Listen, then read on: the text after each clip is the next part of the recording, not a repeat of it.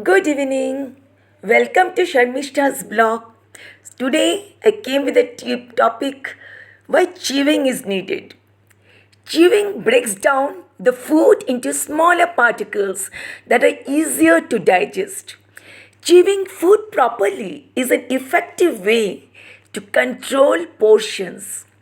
The best way to chew your food is to chew it until there is no taste left in your food and then swallow. This is the way how we should chew our food. So, if you like my channel, please subscribe and share.